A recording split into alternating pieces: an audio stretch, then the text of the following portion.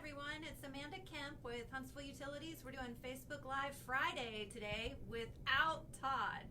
So bear with us. This is going to be a little different, but I've got Caitlyn here. I've got Gary operating the camera, and we have Elizabeth Flemming from Schools Foundation, and we're going to talk a little bit about school because, you know, it's happening for real Monday for my kids. All right, so Sign Up to Roundup has been around for like maybe 20 years, we're thinking. But I want to hear just from you a bit more about Schools Foundation, sure. What the history is. Like, we're trying to figure out how this all came about. So I'm going to let you kind of tell me about how this started. Lead the way. We are the Schools Foundation, and we are glad to be here with you guys today on a Facebook Live. Little interesting fact about the Schools Foundation is that we are pretty unique across the country in that we serve 3 local school districts and not just one. We were formed about 20 years ago with the merger of the Huntsville City Schools Foundation and the Madison County City Schools Foundation when Madison City Schools was established. Okay. So the business community and a lot of folks, this predates me, you know, they came to the table and said, why are we doing this in isolation? We should be working collaboratively and thinking about our community as a whole. So then became the merger and then became the formation of the Schools Foundation. And so as far as I can tell, Sign Up to Roundup has been a part of us since that formation period. Okay. In our partnership with you guys. Wow. Awesome. Yeah. I know I do Sign Up to Roundup. So, you know, and we're going to talk about that a lot. It's very easy to do. So I guess let's talk about you've got some numbers on how many people do we have that are participating? Are you doing, wait a minute, Caitlyn, are you doing Sign Up to Roundup? I don't have a Huntsville utility bill yet because I'm still building a house, but as soon as my house is done and I have my utility bill, I will be signing up to Roundup. Awesome. Gary, are you doing Sign Up to Roundup? Of course. All right. Who isn't? I know, right? I can tell you. So, you know, what do our numbers look like? Sure. How are we doing? Yeah, well, I just got the June numbers, and we were excited to see that number continues to tick upwards. We are currently at 6,300 families signing up to Roundup through Huntsville Utilities, which brings in $3,100 a month. So remember, with your pocket change, you can make a big impact in our community schools. Yeah, it's all it is. It's just pennies. Right. But it makes a big difference, and you get those whole numbers on your bill. Oh, my husband loves that. Yeah, yeah. So it's just, yeah, it's just easier. But you know, I gotta say, we've got 180,000 electric customers. We gotta step it up, folks. I mean, 180,000 customers, and we're getting 6,300 on sign up. So I feel like there's a lot of, I mean, especially if you're a parent, if you're a grandparent, if you've got kids in schools, then, you know, it's just kind of a no-brainer. At most, it's going to cost you $12 a year. And that's $11.88. Yeah, I was gonna say, you'd have to have 99 cents rounding up every single time. So, yeah, so I mean, we should easily be able to get, you know, half of our people. I mean, so quick math on that. If half of the residential users were to round up, currently we're bringing in around $30,000 to support programs through the Schools Foundation and opportunities for our schools. But if half of the residential users across Huntsville Utilities were to round up, we'd have $500,000 to support our. Exactly. You know who would be excited about that? Parents and principals and teachers. Yes. I could think of so much great work we could do in addition to what we're doing with those added pennies from across the community. Yes. Yeah, because we know, I mean, it takes a lot to run a school system, and we're fortunate. I mean, I love my kid's school. I absolutely am thrilled to have my kid in a Huntsville City school. It's just awesome. It gives me chills to have that kind of pride in my school. But I'm constantly just, I want to do more. I mean, I feel like the teachers need the support, the school needs the support, and it just gives me warm fuzzies. Like, I've got a drive-through later today with my kindergartner, and I want to do more. And so that's where this helps. So what does Schools Foundation do? Sure. Like, big picture. Big picture, absolutely. Well, I think about our work in buckets in terms of working to support programmatic activities across our school systems, as well as philanthropy across our school systems, and advocacy. There's such an important role that we can play in terms of being voices and getting information out, particularly during unusual times, say, such as a pandemic. Right. So, but what I'm passionate about is making sure that we're steady support for our school systems. Of course, I'm always interested in those new opportunities, and that's usually our MO. But right now, we're making sure that we focus on steady support for our school systems. So I'll hit on a couple programs that we have, and I'll start with our professional development opportunities, because professional development, or we sometimes slang it in the school world, is PD.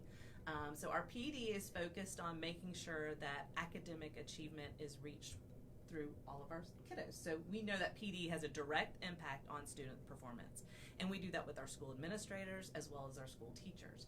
So it might not be that I'm doing something for your daughter directly, but if I'm making a difference for her teacher or for school leader, right, it's impacting your child. Right. So I'll start with the principals. We have two programs, one called Principally Speaking Network, where we have principals from across 20 different school districts come together just a couple times a year. This year we're going virtually to start. Hopefully everybody will be back in person soon. And it's an opportunity for them to come together, network, and learn from each other outside of kind of the routine PD that is sometimes happening at a school district level.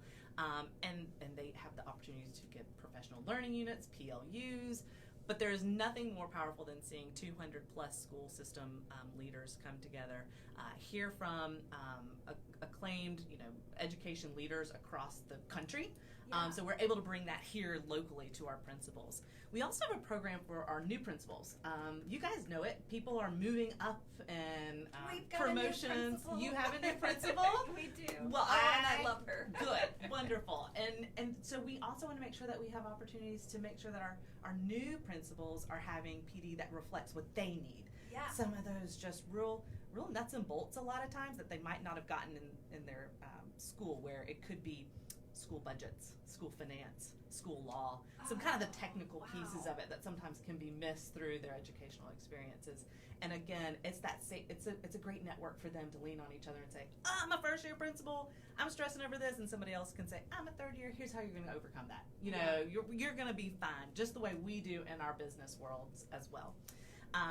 We also love to support our teachers, and 10 years ago, TSF invested over $1 million over a 5-year period to support advanced placement across all of our high schools. There are 13 high schools across our 3 school systems. So many of our systems had, outstanding AP programs.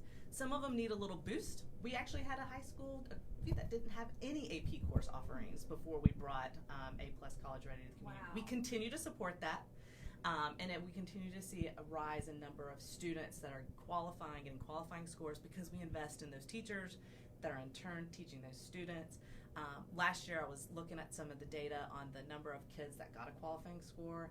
And the fact is we saved incoming freshmen into college families around $2.7 million. Wow. Just for those students being able to come out of their freshman year courses. And yes, so those that's investments have such a domino effect. And then, of course, we're thinking about kindergarten teachers, too. And so a couple years ago, we started investing in national board certification for teachers. Think of it like a teacher going for their bar exam if they were maybe in the legal world. So, but this is a national accreditation, and it's rigorous. But it's reflective. Teachers come out of it, and students are performing outperforming some of their peers in non-national board certified classrooms. And that's not knocking any of our teachers that haven't gone for national board, but it's just saying if you are willing and ready to take that leap and work on your own, professional development, then we want to invest in you. And we were partnering with the Committee 100, and we have committed to raise, and we have raised $200,000 to help sponsor 100 teachers.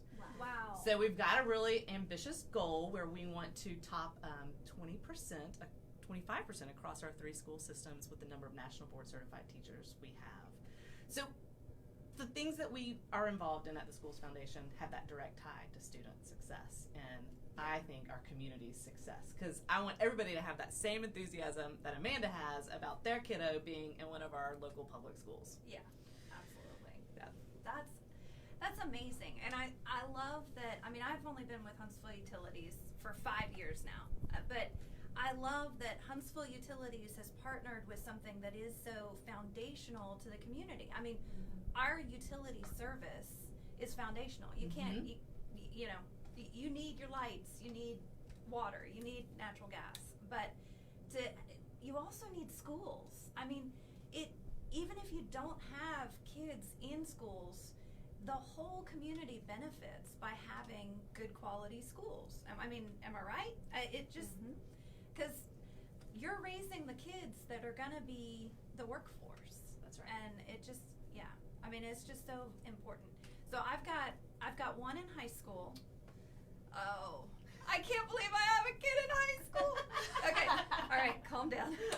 I have one in high school, and I have one that's in 5th grade, and then I have a kindergartner. And so I've been here since my oldest was in 2nd grade, and I've watched how the teachers have I've watched them grow. You know, the kindergarten experience for my middle kid, you know, that was now 5 years ago, and it's just neat to watch. I mean, you're constantly learning. It's not, oh yeah, I know how to teach kindergarten. And they stick with your kids. So many of our teachers are so invested. They want to see those teachers or those students, you know, vertically as they move up in their school careers. What I love about our systems are as large as they are. I mean, just for facts, because I think it's important for people to know, we have 55,000 students across our 3 school systems. Huntsville City being our largest with around 24,000. Madison County just right behind them, around 20,000, and Madison City with 11,000. That is a ton of kiddos, you know, across our community, and they're all growing. And they're growing because people are coming here because they hear about it, right? They know about the high quality education we have across our 3 systems. They know about the great jobs and opportunities that are there. They know that the foundation is here, where we're thinking about roads, water, sewer, power, electric. I mean, you're gonna get it all when you come to the Madison County area, and so it's pretty good magic. And you look at those numbers, those 3 school districts, they're powerful in Alabama. I mean, and it's awesome that we've got you kind of bringing us all together, because I mean, Huntsville Utilities is a big company. We've got, you know, tons of families that have kids in all 3 of those school districts, so it's just exciting. So you got a question? Go I do. for it. So first off, for anyone who's watching, if you'll have a question or comment that you want to ask Elizabeth or, you know, Amanda and I, please put it in the comment section. I am watching that, so just know that if you have something, we'll ask it. But so from my perspective, I'm really new to Huntsville. I grew up visiting, so I have a lot of family here, but I just moved to the area in January. So I'm learning about the Sign Up to Roundup, and also being from the perspective of someone who is single, I'm not married yet, don't have any kids, so I want to share this perspective with other people my age in the same season of life. You know, this is something that can be used to invest in the future. That is not just a short-term impact, it does have that long-term impact to really advance and give opportunities to kids that may not have the same opportunities that I had when I grew up. So when I'm looking at that and I'm learning about this, you know, we didn't have this in my hometown when I grew up, so I think this is an amazing opportunity that everyone can be a part of something that really goes to furthering and advancing their community. But to learn a little bit more about it, if you can speak to it, you know, how is the money distributed to the school systems? You know, do they have that discretion to use it however, or, you know, what is the funds used for, so we can learn a little bit more about it? Sure. Well, I've spoken a lot about some of the programs that the funds that are currently distributed across.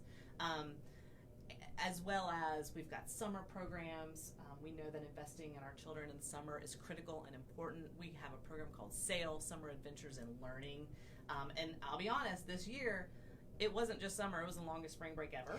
And so we are worried about, you know, summer learning loss, as well as how do we make sure that our kids are caught up.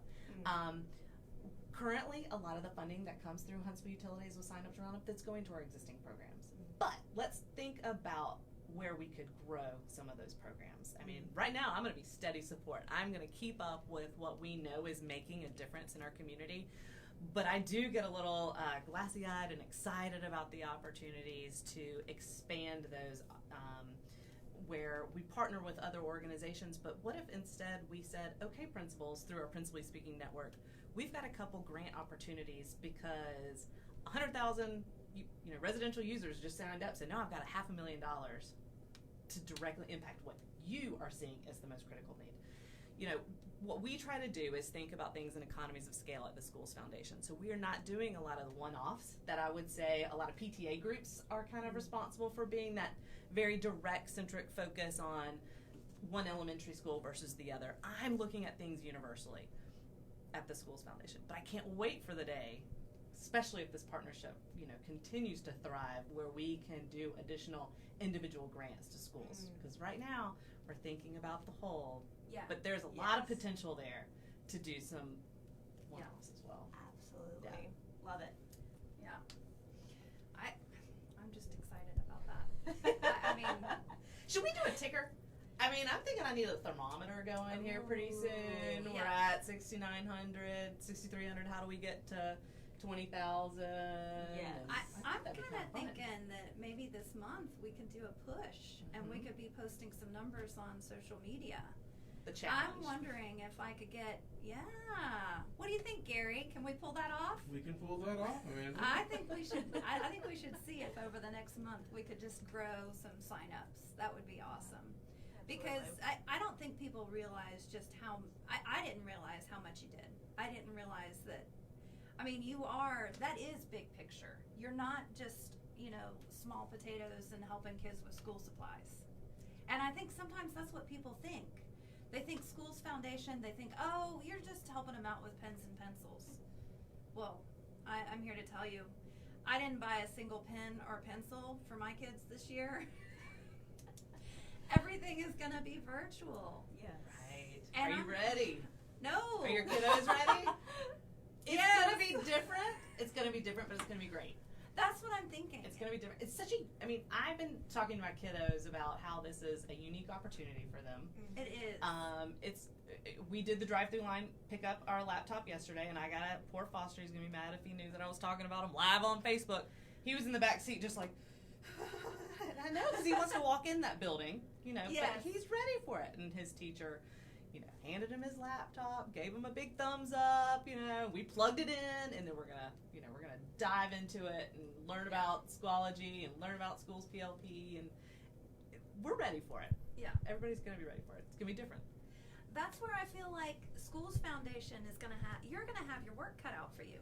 I mean, I hate to tell you, but with all this changing, the way it's changing right now, I get excited about what's school gonna look like 3 years from now? Because there's a lot of change that's happening right now that's good.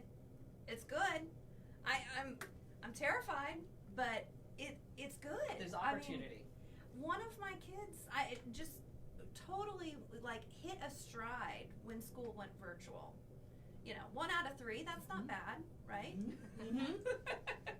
And then the other ones, they're just learning more about themselves, and I think that it's allowing them to kind of take a hold of their education, and we're creating thinkers right now. Right.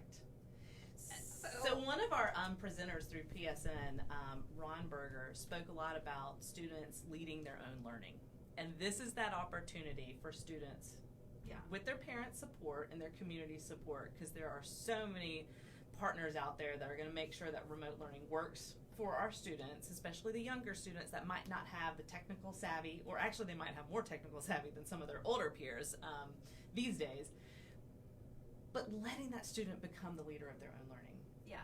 And truthfully, virtual has always been an option for students. I'll be curious to see how many students elect to keep it up Right. That's what I'm thinking. post-pandemic.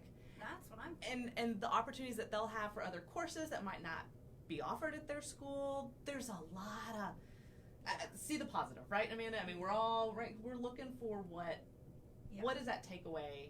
Don't get stuck in the how am I going to handle this? Because you're not going to survive if you have a negative attitude right now. I mean, you're going to survive, but you might have a bad attitude for a really long period of time. So, at the Schools Foundation, we've also been talking about ways to provide professional development for our parents out there, because this is so different.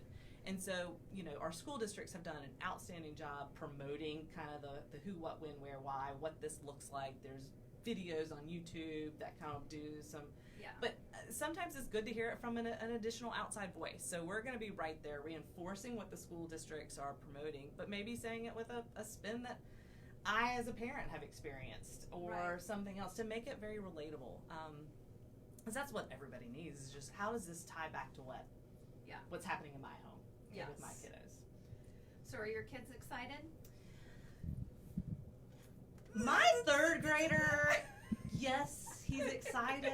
I think he would be on summer break for the rest of his life if we would let him. So, yeah, definitely. My rising pre-K student, man,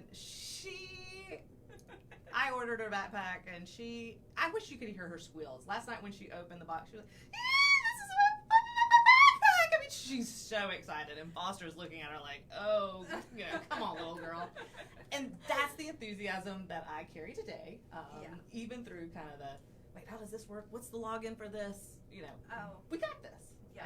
And kind of reimagining our living room into that classroom space, because I think that's something that our schools have really been trying to remind people, but we need to say it again, is find that dedicated space, make it as decluttered as possible so that they can focus on the work at hand. There's plenty of other areas where they can go be silly and do, but every once in a while you need to have that dedicated time, because when you're doing some live or watching recorded videos from your class, you need to make sure that you're really tuned in to what your teacher or what your peers are asking. You'll still be able to learn from your peers in a virtual way, and I think that's what's exciting about how they've set this up, is that it's not just Amanda teaching Elizabeth directly without the noise of the rest of the classroom. There's still the ability for people to learn from each other, and again, it's going to be different, but we can make a lot of great out of it. Yeah. So.